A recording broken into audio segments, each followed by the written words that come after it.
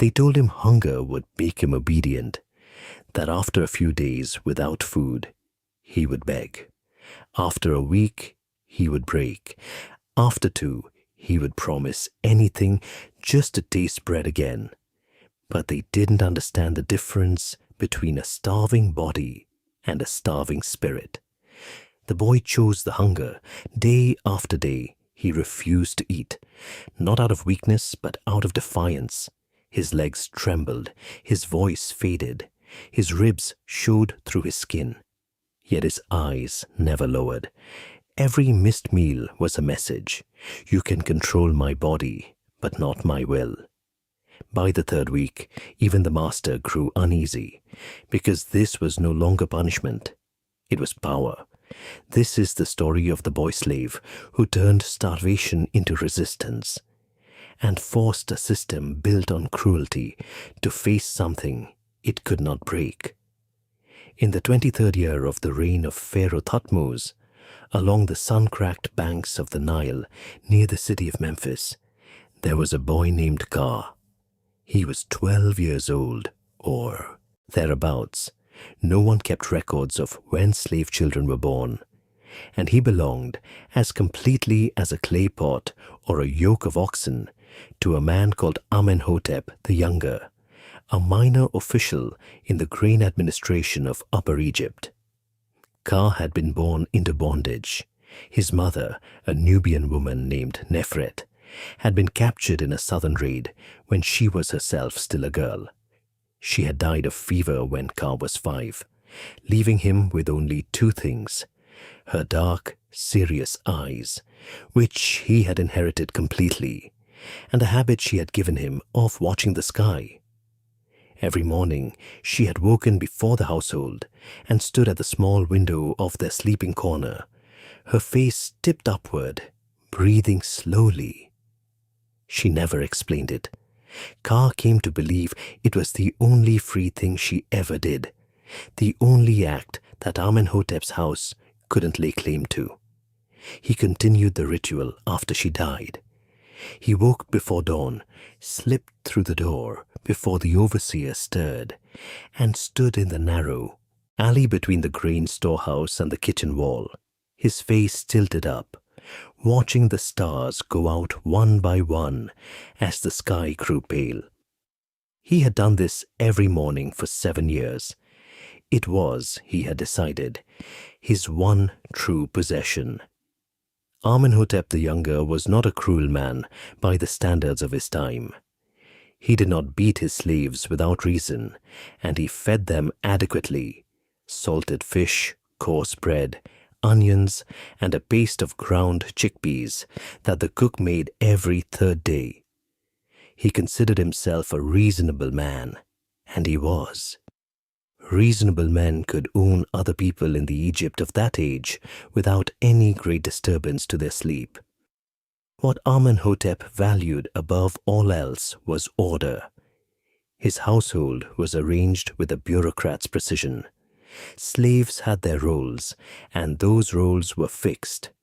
Ka's role, from the age of 7, had been water carrying, fetching river water for the kitchen, hauling it up from the well for the baths, toting it across the courtyard in clay jars balanced on a wooden yoke that had worn a callus into the back of his neck as permanent and smooth as a river stone. Ka was good at it. He was lean and strong for his age, with long arms and a natural sense of balance. He could carry 2 full jars a distance of half a mile without spilling a drop. The overseer, a heavy-set man named Epi, noted this with the satisfaction of a craftsman who has found the right tool for the right task, and so Ka's fate seemed sealed. He would carry water until his back curved and his joints swelled, and then he would do something lighter until he died, and another child would take up the yoke. This was the arithmetic of his life. He understood it clearly. And understanding it clearly was what made it unbearable. The idea came to him in his 13th year, in the month when the Nile began to rise. He had been listening, as he always listened, with the alert stillness of someone who has learned that information is the one currency available to the powerless, to a conversation between Amenhotep and his chief steward, Nebuenanef. They were speaking of a provision in the household accounts, a legal matter that Ka did not fully understand at first. But he was patient, and he listened through 2 full jars of water drawn and replaced before he grasped the shape of it. Under the law of the land, a slave who became a burden, a drain on the household's resources rather than a contributor, could petition for release. This was not a common path, and it was not an easy one. A slave who could not work was usually simply sold or put to lighter tasks, or in hard times left to their fate. But the law existed, carved into the world by some long-dead pharaoh scribe, and it had never been fully erased. A slave who consumed more than they produced for a sustained period with no illness to account for it created a peculiar legal ambiguity that a clever administrator might exploit. A slave who ate nothing, Kay reasoned in the silence of his sleeping corner that night, would be consuming nothing at all. He lay awake until the stars wheeled overhead through the window and thought the idea through from every angle, the way he had learned to think, carefully, without sentiment, turning the problem like a stone to see what lay beneath it. It would hurt. He understood this immediately and set it aside. Pain was a variable he had long ago removed from the equation of his decisions. The question was whether it would work. Part 2. The weight of nothing. He began on the morning of the new moon. He did not announce it. He did not make a scene. At the morning meal, he simply did not eat. He filled his water jars, carried them to the kitchen, and watched the other slaves eat their bread and fish with the same expression he wore when he watched the sky. Attentive, removed, quietly inhabiting a distance that no one else could see. The cook, a wide woman named Henut, who had been kind to him since his mother died, pushed a piece of bread toward him. He shook his head. "Stomach trouble?" she asked. "No," he said. "I'm not hungry." She looked at him for a moment, then looked away. Slaves learned not to look at strange things too long. By the 3rd day, Ipi the overseer noticed Ka was still working, carrying water with the same steady pace, though his steps had become deliberate in a new way. The careful economy of a man managing a resource he knows is running low. He had not eaten in 3 days. He drank water freely, understanding that this was the line between a fast and a death, and he intended the former, not the latter. "Boy," Ipi said, blocking his path in the courtyard, "what game are you playing?" "No game," Ka said. "I am not eaten." "Why not?" Ka looked at him with those dark, serious eyes that had belonged to his mother. He said nothing. There was no answer that would make sense to Ipi, and he knew it. Ipi stared at him a moment longer, then moved aside, uneasily, as people move aside from things they do not understand. By the 7th day, Ka had lost a visible amount of weight. He was not a heavy child to begin with. Years of hard work and modest rations had kept him wiry, and the absence of food had begun to hollow him out in ways that were noticeable. His collarbones stood out sharply. His face had taken on a quality of stripped-down concentration, as though everything soft had been rendered away, and what remained was the essential, unadorned version of him. He had also, to his own grim surprise, continued to work. Not at his full pace. He had slowed somewhat and chose his steps with great care. But he was still carrying water, still completing his tasks. The pain in his belly had moved through several stages, a sharp, demanding hunger in the first 2 days, then a deeper ache, and now a kind of hollow quiet that was its own peculiar endurance. He thought of his mother standing at the window. He thought of the sky. Amenhotep the Younger heard about it on the 8th day. He summoned Ka to the receiving room, a space of cool limestone and muted lamplight where the official conducted household business, and looked at the boy for a long time before speaking. "Epi tells me you have stopped eating." "Yes, master." "You are not ill." "No, master." Amenhotep folded his hands on the low table before him. He was a precise man, and he was looking at Ka with the expression of a man encountering a calculation that does not resolve. A slave refusing food was a problem he did not have a category for. "Are you trying to die?" he asked, and his voice had in it, unexpectedly, something almost like genuine inquiry. "No, master," Ka said. "I am trying to be free." The room was very quiet. A fly landed on the edge of the table and walked in a small, deliberate circle. Amenhotep watched it for a moment, then looked back at the boy. "That is not possible," he said. "I believe it is," Ka said, "under the law of the 32nd provision of the household code.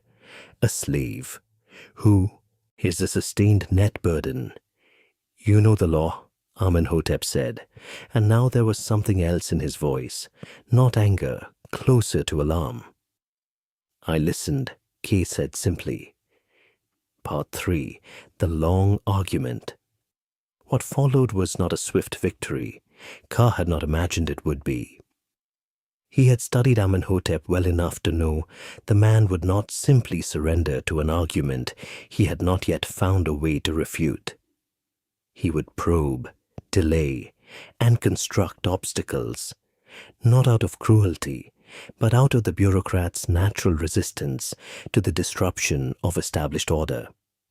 Amenhotep called his steward Nebuenenef and had the legal provision read aloud 3 times.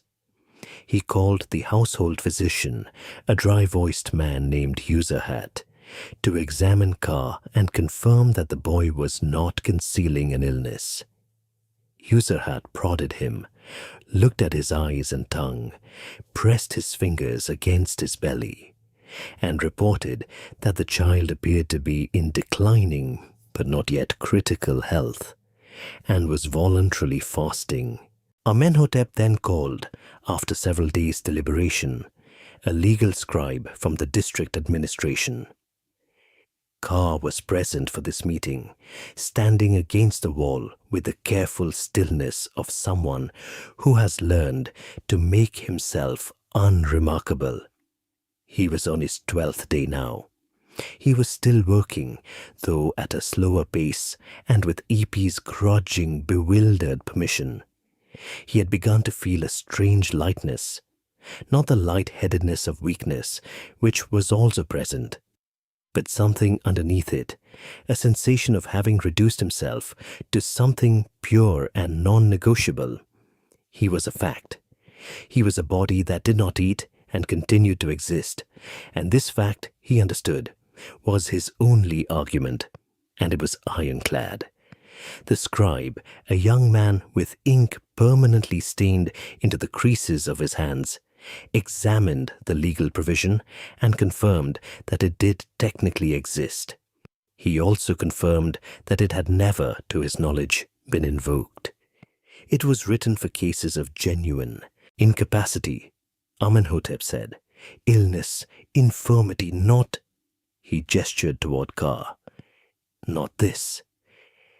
The provision does not specify the cause of the burden, the scribe said, in the careful voice of a man who sees a problem forming around him and hopes to step to one side of it.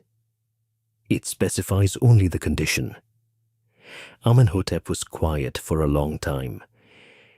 Feed him, he said at last to Ipi. Ipi brought Ka bread that evening.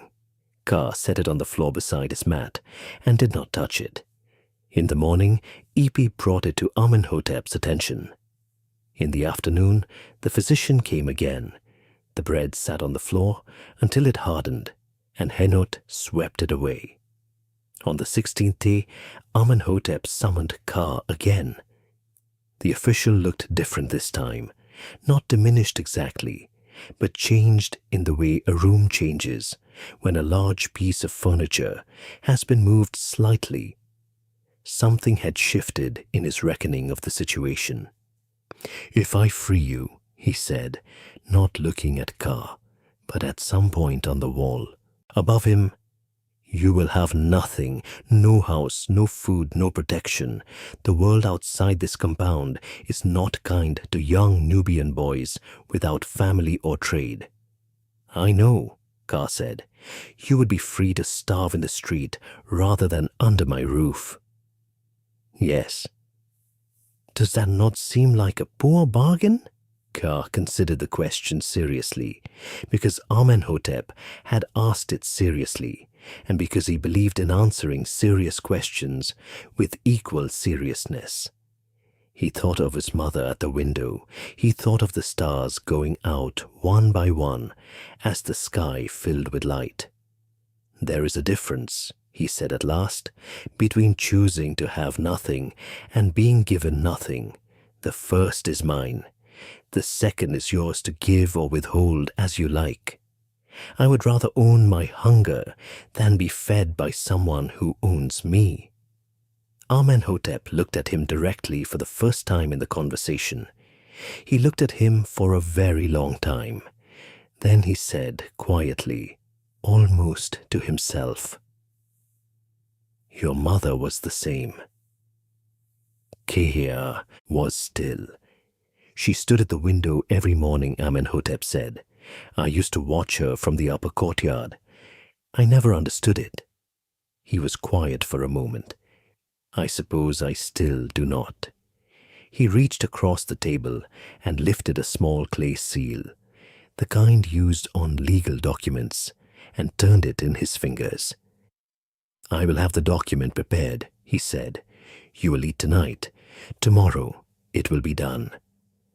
Part 4. The morning after. Ka ate that night. Henut made him a thin broth and watched him take it with the expression of a woman who has been frightened and is only now, slowly, beginning to unclench. She did not say much. She touched his shoulder once, briefly, before she went to tend the fire. The broth was warm and faintly salty and tasted like the most complete thing he had ever had in his mouth. He ate it slowly because Userhat the physician had warned him that eating quickly after a long fast would make him ill, and he had no intention of being ill now. Not now. He did not sleep much that night. He lay on his mat and watched the window above him, waiting for the stars. When the first of them began to fade, he rose quietly and slipped out through the door, down the narrow alley between the storehouse and the kitchen wall, and stood in the grey pre-dawn, his face tilted up. The sky was the color of old copper, darkening to violet at the edges. The last stars hung there, sharp and stubborn, refusing to go out before they were ready. He watched them with his mother's eyes, those serious, watching eyes that had always known what they were looking for, even when it could not be named. In the morning, Amenhotep called the household together in the front courtyard. This was unusual. The official was not a man given to ceremony, and the assembled slaves shifted uneasily, watching for signs of what this meant. Ipi stood to one side, his face carefully neutral. Henut had her arms crossed. Nebuenanef held a folded papyrus document, sealed with the official's clay stamp, Kaa stood in the middle of the courtyard. He was thin, and the hollows beneath his eyes had not yet filled back in, and he looked, standing there in the morning light, like something that had been pressed and distilled, like the essential version of a person with everything extraneous burned away. Amenhotep read the document himself, his voice steady and official, the voice he used when he was performing a function of the administration rather than speaking as a man. It confirmed that the slave, known as Kaa, son of Nefret, was hereby released from bondage and possessed of his own person, free to go where he chose and do as he chose under the laws of Egypt, with no further claim upon him by the household of Amenhotep, son of Amenhotep of Memphis. When he finished reading, he folded the document and held it out. Kaa crossed the courtyard and took it. The papyrus was warm from the official's hands. Kaa held it carefully, as though it might dissolve. He looked at Amenhotep. The official met his eyes briefly, then looked away, and there was in that look something complicated and human, neither guilt nor apology, but perhaps an acknowledgement of something, a small and quiet recognition of what had been and what now was not.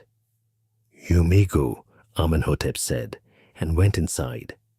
Kaa walked through the gate of the compound and turned north along the river road. He had the document folded against his chest. He had a piece of bread that Henut had pressed into his hands at the last moment, her face averted. He had the clothes on his back and the collars on his neck from the water yoke, and the muscles in his arms that a life of carrying had made. And he had 17 days of hunger in him that he would carry for the rest of his life, not as a wound, but as a kind of knowledge, the specific, earned knowledge of what he was made of. The Nile ran beside him, brown and enormous and indifferent, moving south toward the sea at its own ancient pace. The sky above it was a clean, pale blue, unmarked by cloud, vast and open in every direction. He tipped his face up to it. He breathed slowly. He was not certain what would happen to him. He was not certain where he would sleep that night, or how he would eat, or what shape his life would take in the weeks and months ahead. These were real concerns, and he held them honestly, without flinching from them. But they were his concerns, his alone to face, in his alone body, walking on his own 2 feet, down a road that stretched ahead of him as far as he could see.